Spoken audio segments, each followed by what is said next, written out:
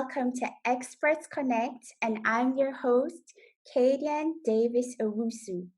Today, we are privileged to have an expert on the psychophysiological effects of light exposure, Dr. Laura Huiberts. She's Dutch, so I hope I got it correct. So I'm going to tell you a little bit about Laura. Laura completed her PhD at the Eindhoven University of Technology in Eindhoven, the Netherlands, of course, where she investigated the effects of artificial and daytime light exposure on alertness, vitality, cognitive performance, and sleep. Her research gave us significant new insights for the development of healthy, dynamic, and personalized indoor lighting.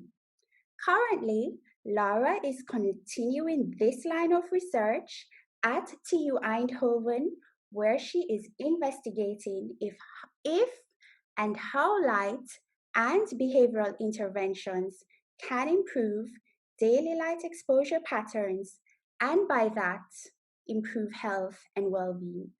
Hi, Laura. Hi, thank you for the nice introduction. You're welcome. How are you doing? Good, very good. I just enjoyed a nice holiday and now I'm starting up working again. Great. So let's get started. So Laura, we are constantly exposing our eyes to technology. We have all these screens, the television, or phones, or computers, etc. And I believe this form of exposure could have some adverse effects on our health. Laura, please tell us, how can light affect our sleep quality? Yes, that's a very interesting question, and indeed, it's something that is also very often portrayed in the media. Like they say, like, okay, all the blue light that comes from the screens that we use is not good for our sleep quality and not good for our sleep in general. And to some extent, that might be true because I will explain a little bit more in how light actually can influence our sleep. And that is because in our eye we have these light sensitive cells and they project into our brain. And when we are exposed to certain lighting, then the light sensitive cells in our eyes project to certain brain areas that can create more alertness, but can also influence our hormones. And one of those hormones is, for example, melatonin. Melatonin is a very important hormone to promote sleep. And if that hormone production is disturbed, it also disturbs our sleep. So it's harder to get a good sleep. It's also harder to stay asleep for a long period if that hormone is not produced. And if we are exposing ourselves to light in the evening, this hormone may indeed be disturbed. This hormone production may be disturbed.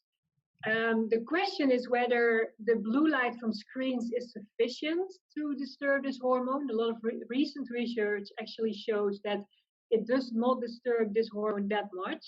But other lighting, for example, the lighting in our environment that we have in our artificial lighting in lamps, that actually may disturb this hormone. That can also influence sleep.